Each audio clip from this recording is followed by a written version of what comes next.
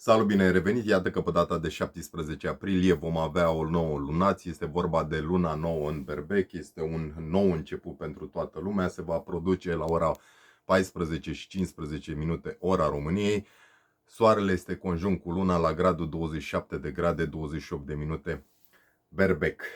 Această lunație face într-adevăr o quadratură cu Pluton din Vărsător, dar partea bună este că este și conjunctă cu Chiron, vindecătorul rănit, și ne putem vindeca mult mai mult anumite răni interioare, și face și un trigon foarte frumos cu Pars Fortuna și desigur cu ascendentul din acea zi. Este mai mult o lunație în care întunericul se disipă puțin, luăm și noi o gură de aer, intrăm într-o nouă fază, într-un nou început adevărat. Este timpul să lăsăm lucrurile care nu le dorim în urmă și să descoperim ceea ce ne dorim cu adevărat, să conștientizăm ceea ce ne dorim, ce situații intuitive avem de dus mai departe, să credem în noi, să credem în speranțele noastre, în visurile noastre, pentru că până la urmă această lunație este o pânză albă care ne duce spre ceea ce ne dorim.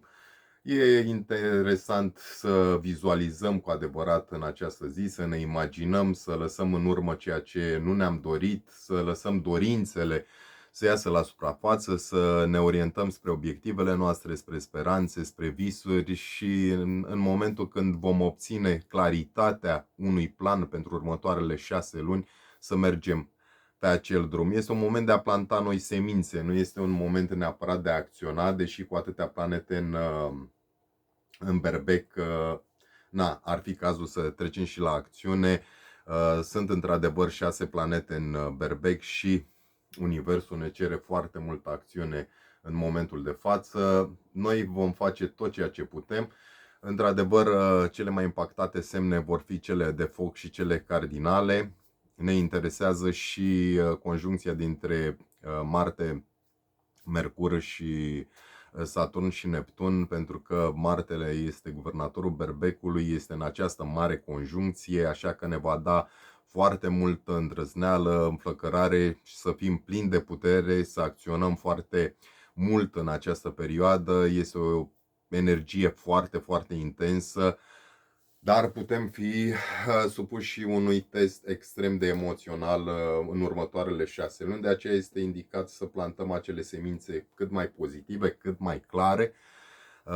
Dacă e sensibil sub această lunație, este o perioadă în care s-ar putea să o simți mai intens, să fii puțin irațional, impulsiv, să fii puțin neliniștit. Este o energie într-adevăr sporită și nu este indicat să punem paie pe foc asupra lucrurilor negative în acest moment.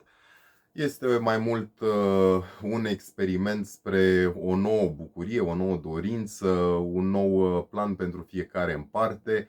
Pe de altă parte, într-adevăr, s-ar putea să te simți puțin nerăbdător, să treci foarte repede la acțiune, să nu fii reținut, să fii foarte curajos.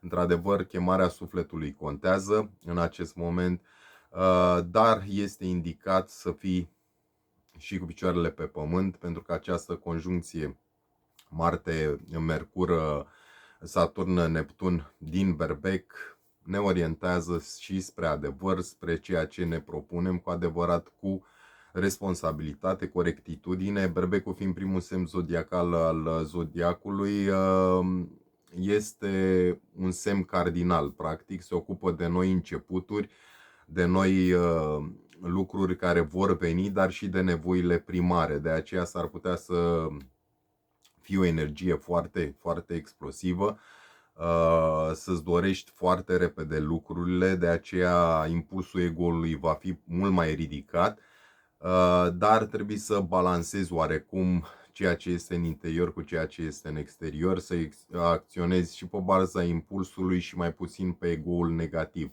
Încearcă în schimb să fii mai precaut cu dorințele tale arzătoare, din inimă, din suflet, să nu le expui în exterior neapărat dacă nu ești pregătit pentru acest lucru. Este vorba de sufletul nostru, de ghidarea noastră emoțională va aduce un val intens de pasiune, de inspirație, de motivație pentru a merge mai departe, pentru a duce lucrurile la bun sfârșit. Caută voce interioară care îți va spune că e suficient de bun pentru următoarele 6 luni, plantează acele semințe care sunt benefice pentru tine.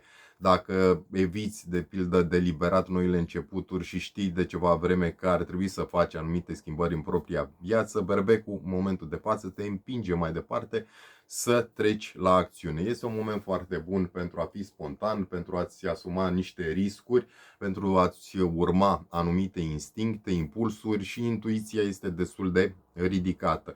În schimb, ar trebui să ai mai multă încredere în propriile puteri. Berbecul te ajută să fii asertiv, să te pui în primul rând, să fii pe primul loc și să strălucești la fel de puternic ca această lunație. El te ajută să te ocupi și de viața ta, să pășești pe acel meleag în care să ai grijă de tine, de sănătatea ta, să fii îndrăzneț cu tine însuți. Deci fii curajos să faci primii pași pe care ți-i dorești și lasă în urmă acele planuri care au fost amânate, treci la acțiune, învață să te pui pe primul loc, să înțelegi că și tu ești un personaj în această poveste, că tu ești eroul principal în această poveste și de multe ori nimeni nu va veni să te salveze decât propria persoană sau sinele tău superior.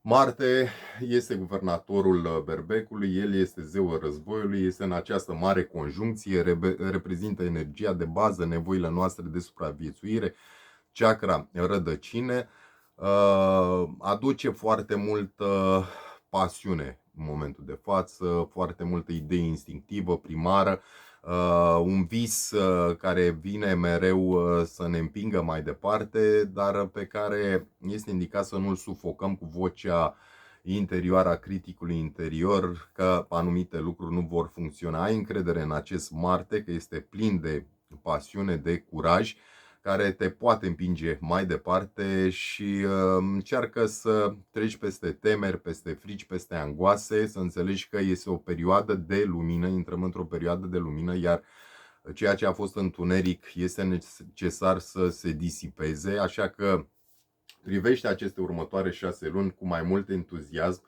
Folosește această lunație pentru a prelua controlul asupra vieții tale, fă-ți un plan pentru următoarele 6 luni, fii foarte clar în acest plan, fii concentrat, stabilește termeni limită, ia-ți niște angajamente, să fii foarte clar cu privire la chemarea și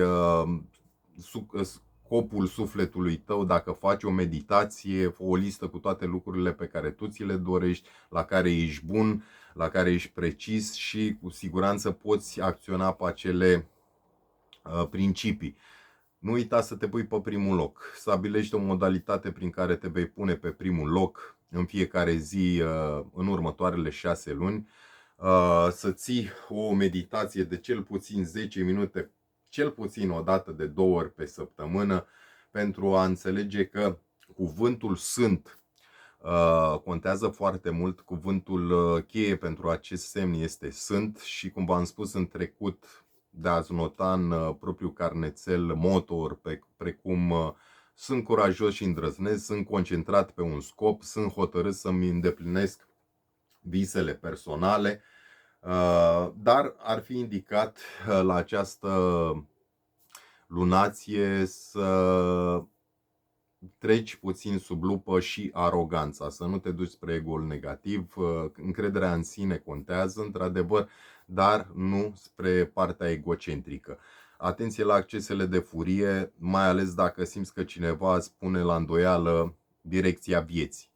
Este normal, oameni vor fi care sunt puși acolo cheie pentru a te testa.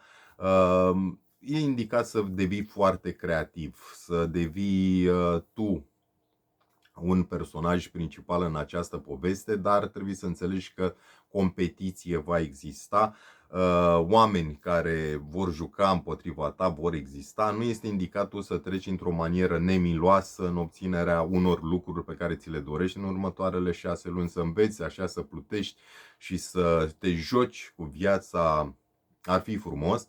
Iar cristalele pentru această lunație, piatra lunii sau agată, de muși pentru noi începuturi, Celestitul pentru a asculta înțelepciunea sufletului tău, Piatra sângelui pentru curaj și motivație, iar dacă aș avea mici recomandări pentru fiecare semn zodiacal în parte și pentru cei care au ascendentul în aceste semne, pentru berbec și cei care au ascendentul în berbec, uitați-vă în oglindă, încercați să respirați mai mult, încercați să priviți viața cu partea ei plină și bucurați-vă mult mai mult în această perioadă, încercați să aveți grijă de sănătatea proprie și, desigur, faceți puțin mai mult sport. Pentru Taur și cei care au ascendentul în Taur, este o perioadă de retragere, de odihnă. Luați-vă câteva zile pentru propria persoană, încercați să faceți o meditație și respirați mai mult. Pentru Gemeni și cei care au ascendentul în Gemeni, este indicat să vă uitați în grupul din care faceți parte, ieșiți cu prietenii, încercați să plantați acele semințe cu oameni, încercați să mergeți pe un drum cât mai prielnic vouă și să intrați în acele asociații de care aveți nevoie în următoarele 6 luni. Pentru raci, cei care au ascendentul în rac, dacă doriți să schimbați jobul, acesta este momentul. Dacă doriți să străluciți mai mult în carieră, acesta este momentul. Mergeți pe drumul propriu, faceți un plan bun pentru a crește cât mai mult pe plan social în această perioadă. Pentru leu și cei care au ascendentul în leu, plecați în călătorii, faceți-vă sau cel puțin faceți-vă un plan pentru următoarele 6 luni. Luați-vă o vacanță pe undeva unde este mult soare, unde vă priește și, desigur, citiți cât mai mult în această perioadă. Pentru Fecioară și cei care au ascendentul în Fecioară, încercați să vă plătiți dotele, impozitele la timp, să nu intrați în acest nou an astrologic cu adevărat în acest moment pe parte negativă. Mergeți la tot felul de workshop-uri, încercați să fiți atenți și la partea financiară în această perioadă. Risipa nu este indicată, un plan cu adevărat și pe partea financiară nu ar strica. Pentru Balanță și cei care au ascendentul în Balanță, o relație romantică cât mai stabilă. Mergeți împreună cu soțul, soția la cine romantice, ieșiți cât mai mult în următoarele 6 luni, încercați să aveți o relație cât mai bună cu clienții, cu oamenii care vă pot ajuta și, desigur, stabiliți parteneriate cât mai corecte pentru dumneavoastră. Pentru Scorpion și cei care au ascendentul în Scorpion, veți munci mai mult în următoarele 6 luni, dar asta nu înseamnă că nu veți avea parte de tot felul de bonusuri. Veți crește foarte mult în următoarele 6 luni la nivel financiar. Este indicat, într-adevăr, să aveți grijă și de sănătatea dumneavoastră, să vă relaxați de fiecare dată când simțiți nevoia, să treceți peste migrene, peste durerile de cap, învățând să vă relaxați, să vă odihniți de fiecare dată când simțiți că stresul este mult prea mare și odihna, respirația și meditația vă pot ajuta în această perioadă. Pentru săgetători, cei care au ascendentul în Săgetători, dacă sunteți singuri, mergeți la întâlniri, ieșiți cu tot felul de persoane, încercați să cunoașteți cât mai multe variațiuni ale dumneavoastră, încercați să fiți cât mai plăcuți și, desigur, uitați-vă și pe partea talentelor. S-ar putea să fie o forță foarte creativă, să scoateți la iveală tot felul de poezii, tot felul de lucruri care poate le-ați uitat, poate aveți capacitatea să scrieți sau chiar să pictați în această perioadă. Pentru Capricorn și cei care au ascendentul în Capricorn, faceți mai multă curățenie în propriul cămin, în propriul vostru confort, aduceți ceva nou acolo, schimbați ceva, remodelați sau chiar zugrăviți, pentru că până la urmă confortul dumneavoastră contează foarte mult. Relația cu tatăl contează la fel foarte mult, aceasta poate să fie zugrăvită mult mai plăcut și, desigur, aveți capacitatea să mergeți în următoarele 6 luni și în locuri noi. Pentru Vărsători și cei care au ascendentul în Vărsători, s-ar putea să fiți prinși mai mult pe drumuri, să călătoriți în locuri în care ați mai fost, să căutați mici aventuri de colo-colo. Desigur, este o perioadă foarte bună de a avea o relație cât mai bună cu rudele vechi, să aveți un anturaj cât mai strălucitor și desigur să plantați acele semințe între vecinii dumneavoastră, rude și anturaj cât mai plăcute pentru a crea o magie mai plăcută în următoarele 6 luni. Pentru pești, cei care au ascendentul în pești, pe parte financiară s-ar putea să aveți parte de tot felul de surprize. Plantați acele semințe cât mai plăcute pe plan de afaceri, pe plan de business, să creșteți cât mai mult și desigur să aveți și roade cât mai plăcute în următoarele 6 luni. Sper că și aceste cuvinte vă ajută. Să ne vedem cu bine, multă sănătate, pe curând!